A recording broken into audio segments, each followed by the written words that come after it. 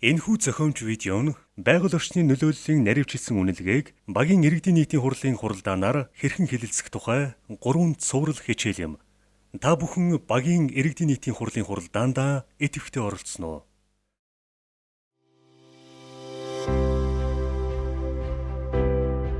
Багийн иргэдийн нийтийн хурлын хуралдаан ба байгаль орчинд нөлөөлөх наривчилсан үнэлгээний тайлангийн төсөл хэлэлцэх нь.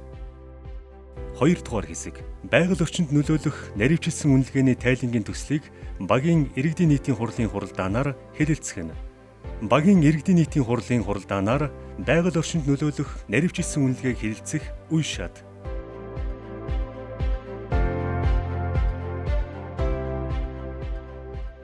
Байгаль орчны нөлөөллийн наривчилсан үнэлгээ гэдэг нь уул уурхайн төслийг хэрэгжүүлэх явцад тухайн нутаг дэвсгэрийн байгаль орчин, нийгэм, оршин суугчдын эрүүл мэндэд учруулж болзошгүй сөрөг нөлөөллийг тодорхойлох, үнэлэх, түүний сөрөг үр дагавар, түүнээс урьдчилан сэргийлэх, зайлсхийх, бууруулах, арилгах арга хэмжээ тогтоохыг хэлнэ.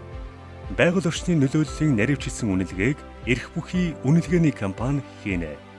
Нөөцийн төрөл хэмжээ нь бол 120 мянган тонн жаншны хөдөр бол илэрсэн байж байгаа. Лиценз авсан. За тэгээд тэзүү бол хийгдсэн байж байгаа. Ингээд наривчилсан үнэлгээг хийх захиалгаа манайд өгсөн. Манайх одоо нэг зөвшөөрч гэрээний үндсэн дээр энэ үнэлгээг бол хийж байна. Манай компани Тунгал гэдэг компани. За 2006 оноос байгуулагдсанаас хойш бол 14-5 одоо ийм наривчилсан үнэлгээ хийсэн ийм туршлагатай компани байгаамаа. Одоо та бүхэн бид нар босруулсан энэ тайлбараа танилцуулна. Хоёрдугаарт нь энэ тайлбар үндэслээд байгаль орчны менежментийн төлөвлөгөө гэж гардаг. Тэгээ энэ менежментийн төлөвлөгөөнийхэн төслийг бас танилцуулна. Та бүхэн анхаарч саналаа хэлээрэй гэж шийдвэр. Байгаль орчинд нөлөөлөх байдлын үнэлгээний тайлангийн агуулга. Төсөл хэрэгжих орчны байгаль орчны төлөв байдал, төслийн болзошгүй болон гол сөрөг нөлөөлөл, тэдгээрийн эрчим, тархалт, үр дагаврыг тогтоосон тооцоо, судалгааны үр дүн, төслийн болзошгүй болон сөрөг нөлөөллийг бууруулах, арилгах арга хэмжээний зөвлөмж, төслийн үйл ажиллагаанаас байгаль орчинд сөрөг нөлөөлөл үүсгэж болзошгүй бохирдлыг бууруулахад боломжит арга технологи, байгаль орчинд ээлтэй техник технологиг ашиглах зөвлөмж, төслийн үйл ажиллагаанаас хүний эрүүл мэнд, байгаль орчинд үзүүлэх нөлөөллийн эрсдлийн үнэлгээ, газрын тос, уул уурхай, цасраг идэвхт ашигт малтмалын ашиглалт зэрэг төсөлд хаалтын үйл ажиллагааны чиглэл, нөхөн сэргээлтийн зорилт, хамрах хүрээ, шалгуур үзүүлэлтүүд, дүүцүүлэн хамгааллын арга хэмжээ. Байгаль орчны менежментийн төлөвлөгөөний зорилт, хамрах хүрээ, шалгуур үзүүлэлтүүд, төсөл хэрэгжих газрын түүх соёлын үнэт зүйлс, төслийн онцлогтой уялдсан бусад асуудал. Багийн иргэдийн нийтийн хурлын хуралдаан байгаль орчинд нөлөөлөх наривчилсан үнэлгээний хууль тогтоомж. Байгаль орчинд нөлөөлөх байдлын үнэлгээний тухай хуулийн 8 дугаар зүйлийн 8-ын 4-ийн 8 дахь заалт. Төсөлд хэрэгжих нутаг дэвсгэрийн захиргаа, төслийн нөлөөлөлд өртөх иргэдийн нийтийн хурлын санал авч, тогтоол, тэмдэглэлээр баримтжуулна. Байгаль орчинд нөлөөлөх наривчилсан үнэлгээний тайланг 4% хийж, сумын засаг даргын тамгын газарт 1% хөргүүлж, олон нийт танилцах боломжийг хуулиар олгосон. Байгаль орчинд нөлөөлөх байдлын үнэлгээний тухай хуулийн 18 дугаар зүйлийн 4 дахь заалт.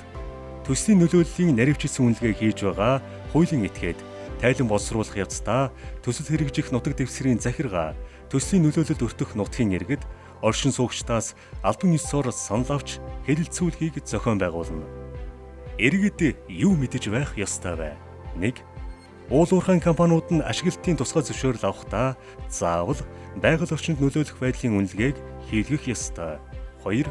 Байгаль орчинд нөлөөлөх наривчилсан үнэлгээний тайлангийн төсөл хэлэлцэх багийн иргэдийн нийтийн хурлын хуралдаанд идэвхтэй оролцож, мэдээлэл авснаар хяналт хийж, хариуцлах шаардах боломжтой болно. 3.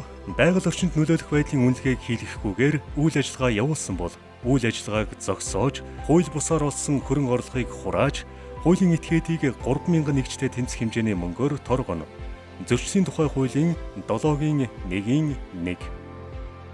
Тунгал компани хийсэн байгаль орчны наривчилсан үнэлгээ танилцуулсан асуулттай асуултаас Байгаль орчинд нөлөөлөх наривчилсан үнэлгээний тайлангийн төслөөс иргэдийн асуул зохих асуултууд.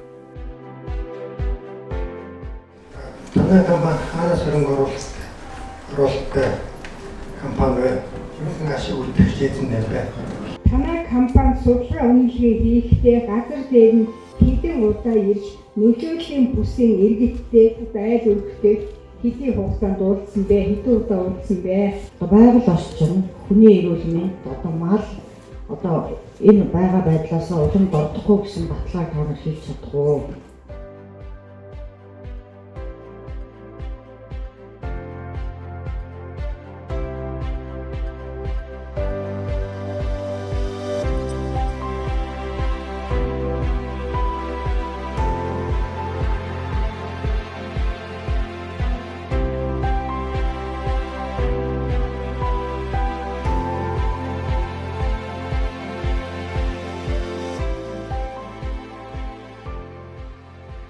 Танай компани химийн ямар бодис хэрэглэх вэ?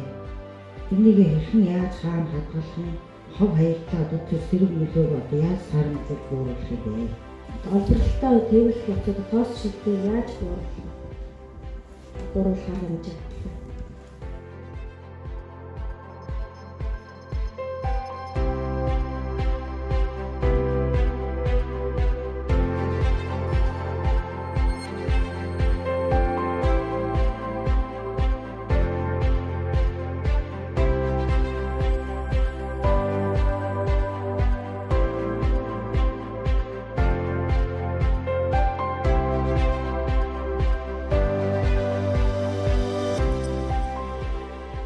Усан тусгай хамгаалалттай цагаан дэлхийн агуйн тусгай хамгаалалттай газар хамрагдаж байгаа.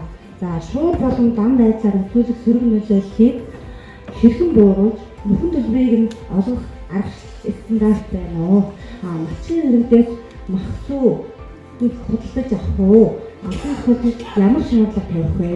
Танах хэрэг судалгааны аль болгоноор орж хэрэг судалгаагаа хийх үү? Яг нөлөөлсөн бус байгаа ажлуудаар хэрэг судалгаа хийх үү? Танай компани талбай манай багийн нутагт төсвийн хэдийн хувийг хамаарч хэдэн хувьд нь зөвлөгөө хийсэн бэ?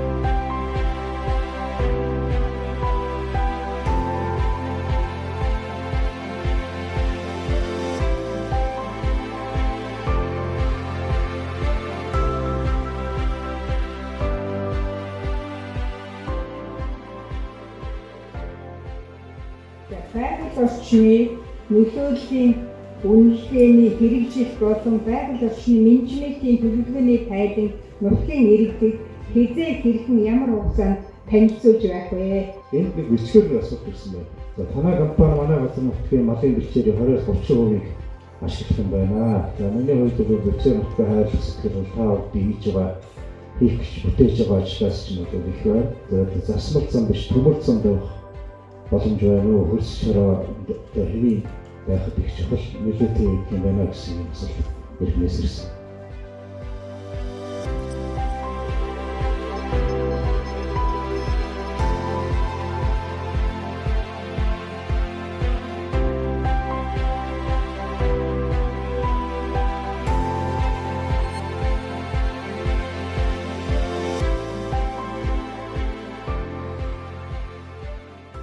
Өнөөдрийн багийн иргэдийн урал хэлцэх хэвээр асуудлуудаа бүрэн амжилттай хэлцэж дууслаа. Ингээд багийн иргэдийн уралын ашиглаа хаасныг мэдээ.